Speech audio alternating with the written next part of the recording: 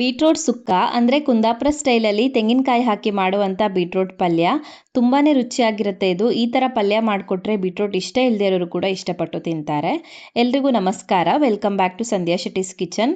ಇವತ್ತಿನ ವಿಡಿಯೋದಲ್ಲಿ ಕುಂದಾಪುರ ಸ್ಟೈಲಲ್ಲಿ ಹೆಲ್ದಿ ಮತ್ತು ಟೇಸ್ಟಿ ಆಗಿರುವಂಥ ಬೀಟ್ರೋಟ್ ಸುಕ್ಕ ಅಥವಾ ಬೀಟ್ರೋಟ್ ಪಲ್ಯನ ಯಾವ ಥರ ಮಾಡೋದಂತ ತೋರಿಸ್ತಾ ಇದ್ದೀನಿ.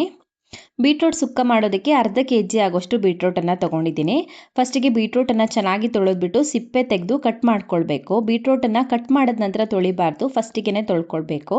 ಇವಾಗ ಬೀಟ್ರೋಟನ್ನು ಬೇಯೋದಕ್ಕೆ ಹಾಕ್ತಾ ಇದ್ದೀನಿ. ಬೇಯಿಸೋದಕ್ಕೆ ಇನ್ನೊಂದು ಪಾತ್ರೆಗೆ ಹಾಕ್ಕೊಳ್ತಾ ಇದ್ದೀನಿ.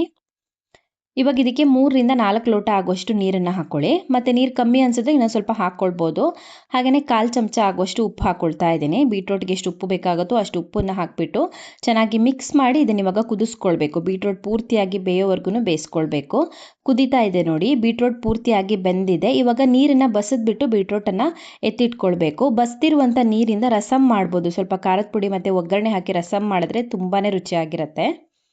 ಇವಾಗ ಒಂದು ಫ್ರೈಯಿಂಗ್ ಪ್ಯಾನ್ನ ಕಾಯಿಸ್ಬಿಟ್ಟು 3 ರಿಂದ 4 ಟೇಬಲ್ ಸ್ಪೂನ್ ಆಗೋಷ್ಟು ತೆಂಗಿನ ಎಣ್ಣೆ ಹಾಕ್ಕೊಳ್ತಾ ಇದ್ದೀನಿ, ಕೋಕೋನಟ್ ಆಯಿಲನ್ನು. ಎಣ್ಣೆ ಕಾದ ನಂತರ ಅರ್ಧ ಚಮಚ ಆಗೋಷ್ಟು ಸಾಸಿವೆ ಹಾಕ್ಕೊಳ್ಬೇಕು. ಹಾಗೆಯೇ ಸ್ವಲ್ಪ ಕರಿಬೇವಿನ ಎಲೆಗಳನ್ನು ಹಾಕ್ಕೊಳ್ಬೇಕು. ಮತ್ತು ಒಂದು 7 ರಿಂದ 8 ಎಸ್ಲು ಆಗೋಷ್ಟು ಬೆಳ್ಳುಳ್ಳಿನ ಜಜ್ಜಿ ಹಾಕ್ಕೊಳ್ತಾ ಇದ್ದೀನಿ. ಈ ಥರ ಪಲ್ಯಕ್ಕೆ ಬೆಳ್ಳುಳ್ಳಿ ಜಜ್ಜಿ ಹಾಕೋದ್ರಿಂದ ರುಚಿನೂ ಚೆನ್ನಾಗಿ ಬರುತ್ತೆ, ಫ್ಲೇವರು ಚೆನ್ನಾಗಿ ಬರುತ್ತೆ. ಸ್ವಲ್ಪ ಹೊತ್ತು ಫ್ರೈ ಮಾಡ್ಕೊಳ್ಳಿ. ಇವಾಗ ಇದಕ್ಕೆ ಒಂದು ಈರುಳ್ಳಿನ ಕಟ್ ಮಾಡಿ ಹಾಕ್ಕೊಳ್ತಾ ಇದ್ದೀನಿ. ಒಂದು ಮೀಡಿಯಮ್ ಸೈಜ್ನ ಈರುಳ್ಳಿ ತೊಗೊಂಡಿದ್ದೀನಿ. ಈರುಳ್ಳಿ ಸೇರಿಸ್ಬಿಟ್ಟು ಸ್ವಲ್ಪ ಹೊತ್ತು ಫ್ರೈ ಮಾಡ್ಕೊಳ್ಳೋಣ. ಈರುಳ್ಳಿ ಸಾಫ್ಟ್ ಆಗುತ್ತೆ, ಅಲ್ಲಿವರೆಗೂ ಫ್ರೈ ಮಾಡ್ಕೊಳ್ಬೇಕು. ಈರುಳ್ಳಿ ಫ್ರೈ ಆಗ್ತಿದ್ದ ಹಾಗೆಯೇ ಒಂದು ಟೊಮ್ಯಾಟೊ ಹಾಕ್ಕೊಳ್ತಾ ಇದ್ದೀನಿ. ಒಂದು ಮೀಡಿಯಮ್ ಸೈಜ್ನ ಟೊಮ್ಯಾಟೊ ತೊಗೊಂಡಿದ್ದೀನಿ.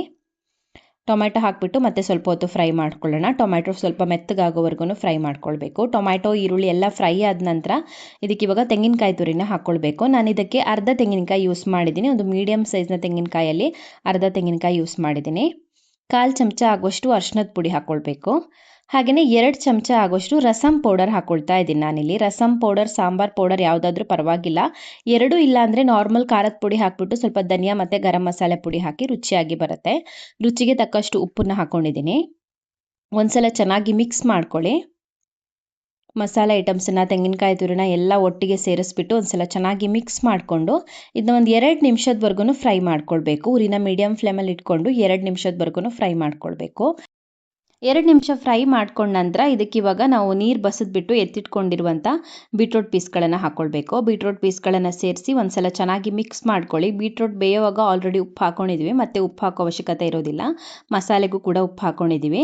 ಬೀಟ್ರೋಟ್ ಪೀಸ್ಗಳನ್ನು ಸೇರಿಸಿ ಸ್ವಲ್ಪ ಹೊತ್ತು ಚೆನ್ನಾಗಿ ಮಿಕ್ಸ್ ಮಾಡಿ ಇದನ್ನ ಇವಾಗ ಮುಚ್ಚಿಬಿಟ್ಟು ಬೇಯಿಸ್ಕೊಳ್ಬೇಕು. ಮುಚ್ಚಿಬಿಟ್ಟು ಮೀಡಿಯಮ್ ಫ್ಲೇಮಲ್ಲಿ 2 ರಿಂದ 3 ನಿಮಿಷದವರೆಗೂ ಬೇಯಿಸ್ಕೊಂಡ್ರೆ ಸಾಕಾಗುತ್ತೆ. ಆಲ್ರೆಡಿ ಬೀಟ್ರೋಟ್ ಬೆಂದಿದೆ, ಮಸಾಲೆ ಕೂಡ ಫ್ರೈ ಆಗಿದೆ. ಮುಚ್ಚಿ ಮೀಡಿಯಮ್ ಫ್ಲೇಮಲ್ಲಿ 2 ರಿಂದ 3 ನಿಮಿಷದವರೆಗೂ ಕುಕ್ ಮಾಡಿಕೊಂಡ್ರೆ ಸಾಕಾಗುತ್ತೆ. ಸೊ ರೆಡಿ ಆಗಿದೆ. ಇದು ಘಮ ಘಮ ಅಂತ ಪರಿಮಳ ಬರ್ತಾ ಇದೆ. ರುಚಿ ಅಂತೂ ತುಂಬಾ ಚೆನ್ನಾಗಿರುತ್ತೆ. ನಾವು ಬೆಳ್ಳುಳ್ಳಿ ಜಜ್ಜಿ ಹಾಕಿದ್ದೀವಲ್ವ, ಅದರ ಫ್ಲೇವರೇ ಜಾಸ್ತಿ ಬರುತ್ತೆ ಇದರಲ್ಲಿ. ರುಚಿ ಅಂತೂ ತುಂಬಾ ಚೆನ್ನಾಗಿರುತ್ತೆ. ಒಂದ್ಸಲ ಈ ಥರ ತೆಂಗಿನಕಾಯಿ ಹಾಕಿಬಿಟ್ಟು ಕುಂದಾಪುರ ಸ್ಟೈಲಲ್ಲಿ ಬೀಟ್ರೋಟ್ ಪಲ್ಯ ಮಾಡಿ ನೋಡಿ. ಬೀಟ್ರೋಟ್ ಇಷ್ಟ ಇಲ್ಲದೆ ಇರೋರು ಕೂಡ ಇಷ್ಟಪಟ್ಟು ತಿಂತಾರೆ, ಅಷ್ಟೊಂದು ರುಚಿಯಾಗಿ ಬರುತ್ತೆ. ಸೊ ಗಂಜಿ ಊಟಕ್ಕಿರ್ಬೋದು, ವೈಟ್ ರೈಸ್ಗಿರ್ಬೋದು ಬೆಸ್ಟ್ ಕಾಂಬಿನೇಷನ್ ಅಂತ ಹೇಳ್ಬೋದು. ನೀವು ಈ ಥರ ಬೀಟ್ರೋಟ್ ಪಲ್ಯನ ಟ್ರೈ ಮಾಡಿ ಕಮೆಂಟಲ್ಲಿ ಹೇಗಿದೆ ಅಂತ ತಿಳಿಸಿ. ಇನ್ನು ಹೆಚ್ಚಿನ ವಿಡಿಯೋಗಳಿಗೆ ನನ್ನ ಯೂಟ್ಯೂಬ್ ಚಾನಲನ್ನು ಸಬ್ಸ್ಕ್ರೈಬ್ ಮಾಡ್ಕೊಳ್ಳೋದನ್ನು ಮರಿಬೇಡಿ.